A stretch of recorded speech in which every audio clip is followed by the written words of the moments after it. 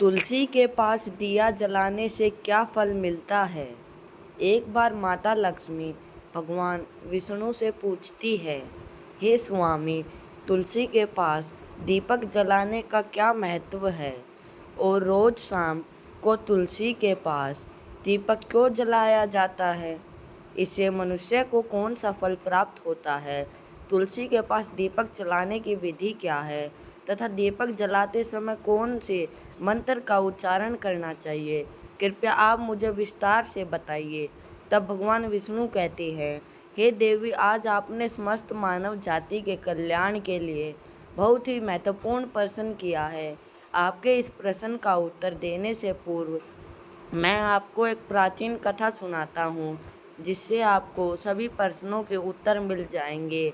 इसलिए आप इस कथा को ध्यानपूर्वक सुनिए। इस कथा को ध्यान से पूरा सुनने मात्र से ही मनुष्य को 100 वर्ष तक तुलसी के पास दीपक जलाने का पुण्य प्राप्त हो जाता है। फिर माता लक्ष्मी कहती है, हे स्वामी, मैं इस कथा को सुनने के लिए उत्सुक हूँ, कृपया आप इस कथा को सुनाना प्रारंभ कीजिए। तब भगवान विष्णु माता लक्ष्मी को वह कथा सुनाने लगते हैं। हे देवी, पूर्व काल की बात है। दक्षिण दिशा में तुंगभद्रा नाम की एक बहुत बड़ी नदी है। इस नदी के किनारे पर हरिहरपुर नाम का एक अत्यंत सुंदर नगर बसा हुआ था। उसी नगर में काशी नाम के एक ब्राह्मण निवास करते थे। वे अत्यंत गुणवान, चरित्रवान, धर्म कार्य करने वाले तथा वेदों के मार्ग पर चलने वाले थे। उन्होंने समस्त शास्त्र का अध्ययन किया हुआ था। उस ब्राह्मण की एक पत्नी थी, जिसे लोग दुराचार कहकर पुकारते थे, क्योंकि उसके कर्म ही उसके नाम के अनुसार थे। वह सदैव ही अपने पति को अपमानित करती थी। वह अपने पति के लिए कुवाच्य कहती थी, पति को भयंकर दुख देती थी, पति के लिए कभी भी भोजन नहीं बनाती थी। उसने अपने पति के साथ कभी शयन नहीं किया, कभी उसके साथ प्रेम से व्यवहार नहीं किया। पति के मित्र, पति के लोग घर पर आते तो वह स्त्री उनको अपमानित करके भगा दिया करती थी और स्वयं काम भाव से उन्मत्त होकर निरंतर अन्य व्यभिचारियों स्त्रियों के साथ घूमा करती थी। उसका मन पति को छोड़कर पराये पुरुषों में लगा रहता था। उसने कभी अपने पति से प्रेम से बात नहीं की, किंतु पराये पुरुषों के संग बैठकर बातें करती थी। पराये पुरुषों को मोहित करने के लिए सज धज कर गाँव में घूमने जाया करती थी। कभी वह वन में किसी वृक्ष के नीचे खड़ी रहकर सुंदर पुरुषों की राह देखने लगती और किसी दुष्ट पुरुष को मोहित करके उसके संग भोग विलास किया करती थी। फिर एक दिन वह दुराचारिणी स्त्री वन में जाकर एक वृक्ष के नीचे खड़ी हो गई। उसका चित्त काम से भरा हुआ था। वह किसी सुंदर कामी पुरुष की राह देख रही थी, किंतु बहुत समय निकलने के बाद भी उस स्थान पर कोई पुरुष नहीं आया। इसलिए वह अत्यंत दुखी हो गई और प्रियतम की खोज में इधर उधर देखने लगी। उस दिन उसका सारा परिश्रम व्यर्थ हो गया। वहाँ पर खड़ी होकर वह नाना प्रकार की बातें कहकर विलाप करने लगी। हाय हाय, आज तो इस मार्ग से कोई भी सुंदर पुरुष नहीं आया। अब मैं कैसे अपने काम वासना को शांत करूं? आज की रात कैसे बिताऊंगी? वह जोर जोर से विलाप करने लगी। उस जंगल में एक भयानक बाघ निवास करता था। उस पापिनी स्त्री की आवाज़ सुनकर वह जाग गया और उछलकर उस स्त्री का भक्षण करने के लिए उसके पास आ गया। उस भयंकर बाघ को देखकर उस स्त्री के पसीने छूटने लगे। वह भय से थर थर कांपने लगी। वह स्त्री कुछ करती इतने में ही उस बाघ ने अपने पंजे से उसे घायल कर दिया और वह स्त्री जमीन पर गिर पड़ी। जमीन पर गिरते ही वह स्त्री चिल्लाते हुए बोली, अरे बाघ, तू किस लिए यहाँ पर आया है? मुझे क्यों मार रहा है?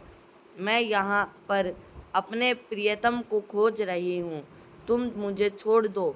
मेरा भक्षण करने तुझे क्या मिलेगा? उस स्त्री की यह बात सुनकर वह भयानक भाषण भर के लिए रुक गया और हंसते हुए बोलने लगा, हे दुष्ट, आज विधाता ने तुझे मेरा ग्रास नियुक्त किया है। तुझ जैसी पापिनी स्त्रियों का भक्षण करना ही मेरा काम है, तभी तुझे इस शरीर से मुक्ति मिलेगी। वह स्त्री कहने लगी, हे बाघ, तुम कौन हो? मुझे सच सच बताओ, तुम्हें किस कारण से बाघ की योनि में जन्म लेना पड़ा और तुम मुझ जैसी स्त्री का भक्षण क्यों करते हो? पहले मुझे सारी बात बताओ और फिर मेरा भक्षण करो। फिर बाघ कहने लगता है, हे पापिनी, मैं तुझे मेरे पूर्व जन्म का वृतांत सुनाता हूँ, किस कारण से मुझे बाघ बनना पड़ा। पूर्व काल में दक्षिण देश में एक नदी थी। उस नदी के तट पर एक नगरी बसी हुई थी। उस नगरी में मैं निवास करता था।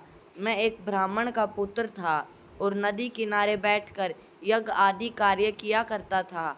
मैंने उस जन्म में अनेक पापियों के लिए यज्ञ किया, उन पापियों के घर का भोजन किया।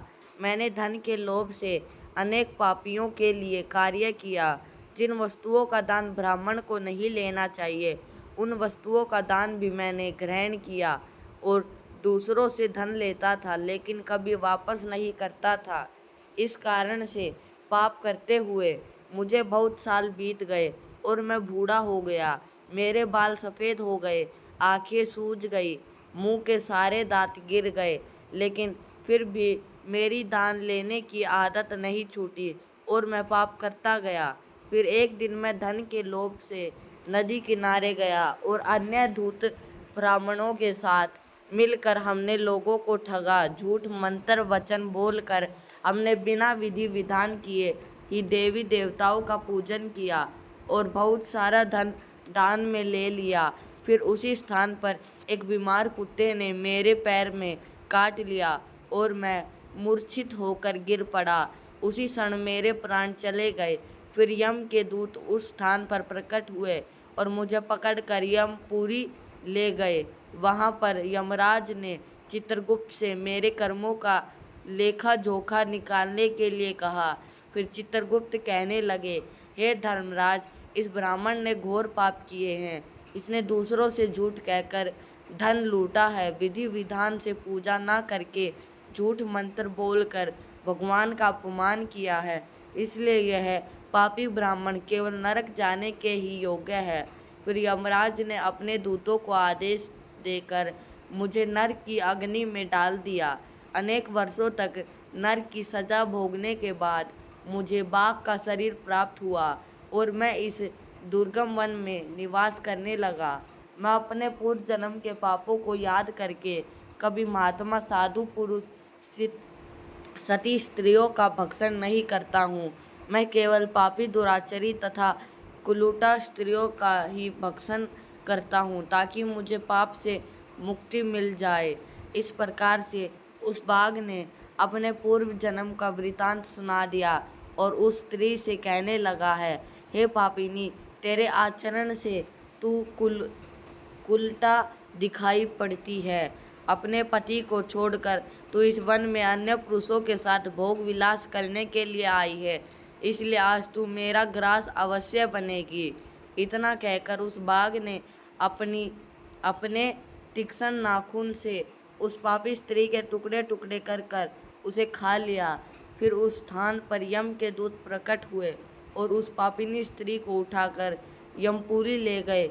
वहाँ पर उसे यमराज के सामने खड़ा किया गया। फिर चित्रगुप्त ने उस स्त्री का लेखा जोखा निकालते हुए यमराज से कहने लगे, हे धर्मराज, यह स्त्री तो अत्यंत पापिनी है। इसने घोर पाप किए हैं। इसने व्यभिचार किया है। इसने अपने पति की कभी सेवा नहीं की। अपने पति को भूलकर पराये पुरुषों के संग भोग विलास किया करती थी। उसके पाप को सुनकर यमराज ने उस स्त्री को अग्नि से भरे हुए कुंडों में डालने का आदेश दिया। अनेक वर्षों तक उसे उस कुंड में पकाया गया। फिर उसे निकालकर दूसरे नरक में डाल दिया गया। इस प्रकार से उसे अनेक वर्षों तक अलग अलग नरकों में डाला गया और नरकों में डालने के बाद वह महापापी स्त्री पुण्य प्राप्ति लोग पर आकर चांडाल के रूप में उत्पन्न हुई। चांडाल के घर में जन्म लेकर वह फिर से अनेक पाप करने लगी, व्यभिचार करने लगी, अनेक पापी पुरुषों के संग विहार करने लगी। कुछ समय बाद पूर्व जन्म के पापों के कारण उसे कोढ़ का रोग हो गया और वह भयानक पीड़ा सहन करने लगी। उसका अंग अंग जलने लगा, उसके नेत्रों में पीड़ा होने लगी। इस दुख को सहन करती हुई वह दिन बिताने लगी। फिर एक दिन वह तीर्थ में स्नान करने के उद्देश्य से अनंतपुरा में चली गई। वहाँ पर वह एक आश्रम के बाहर निवास करने लगी। वहाँ उस आश्रम में एक तुलसी का पौधा था। अन्य स्त्रियों को वहाँ पर तुलसी के पास दीपक जलाते हुए देखकर उस पापी स्त्री ने भी वही किया। उसने तुलसी के पौधे के पास एक दीपक जला दिया। फिर उसी रात हृदयघात से उसकी मृत्यु हो गई और यमराज के दूत उसे ले जाने के लिए वहाँ पर प्रकट हुए। जैसे ही यम के दूत उस पापी स्त्री को पास में बांधकर ले जाने लगे, तभी भगवान विष्णु के दो पार्षद उस स्थान पर प्रकट हुए और उन्होंने उन दोनों को रोक लिया और कहने लगे, हे दूतों, इस स्त्री को तुम छोड़ दो। यह स्त्री नरक जाने के योग्य नहीं है। तुम किसके आदेश से ऐसा अधर्म कर रहे हो? फिर यम के दूत कहने लगे, हे पार्षदों, हम यमराज के आदेश से इस पापी स्त्री को उठाकर ले जा रहे हैं, किंतु आप हमें किस कारण से रोक रहे हैं? यह स्त्री अत्यंत पापी है, इसे नरक में ले जाने की आज्ञा मिली है। फिर पार्षद कहने लगे, हे दूतों, यह स्त्री को तो विष्णु भक्त है, यह नरक जाने के योग्य नहीं है। इसने शाम को तुलसी के पास दीपक जलाया है, इसी कारण से इसके समस्त पाप नष्ट हो गए हैं, इसलिए अब यह नरक जाने के योग्य नहीं है, यह स्वर्ग जाने की अधिकारी बन चुकी है। पार्षदों की बात सुनकर यमदूतों ने उस स्त्री को उस स्थान पर छोड़ दिया और यमलोक लौट गए। वहां जाकर उन्होंने यमराज को सारा वृत्तांत सुना दिया। फिर भगवान विष्णु के पार्षद उस स्त्री को दिव्य विमान में बैठाकर स्वर्ग लोक ले गए। भगवान विष्णु कहते हैं, हे देवी, इस प्रकार से तुलसी के पास केवल दीपक जलाने मात्र से ही मनुष्य के सभी पाप नष्ट हो जाते हैं। जो स्त्री नित्य शाम को तुलसी के पास दीपक जलाती है, वह सौभाग्यशाली बनती है। उसके पूर्व जन्मों के सभी पाप नष्ट हो जाते हैं, उसे सुख समृद्धि की प्राप्ति होती है। रोज तुलसी के पास दीपक जलाते समय इस मंत्र का उच्चारण करना चाहिए। ओम तुलसी देवाय च विहाय विष्णु प्रियाय च धीमहि तनु वृंदा प्रचोदयात्, जिसका अर्थ होता है, विष्णु प्रिय तुलसी में मैं आपको नमन करती हूँ, आप मुझे उच्च बुद्धि दो। हे वृंदा, आप मेरे मन को रोशन करो। भगवान विष्णु कहते हैं, हे देवी, हजारों अमृत के घड़ों से नहा लेने पर भी श्री हरि विष्णु को उतनी तृप्ति नहीं होती जितनी वे मनुष्य के द्वारा तुलसी का एक पत्ता चढ़ाने से प्राप्त करते हैं। 10,000 गोदान से मानव जो फल प्राप्त करता है, वही फल तुलसी पत्र के दान से पा लेता है। जो मृत्यु के समय अपने मुख में तुलसी पत्र का जल पा जाता है, वह संपूर्ण पापों से मुक्त होकर भगवान श्री हरि विष्णु के धाम जाता है। हिंदू धर्म में तुलसी के पौधे का महत्व सबसे अधिक है। इसकी सबसे पहले पूजा भगवान विष्णु ने की थी।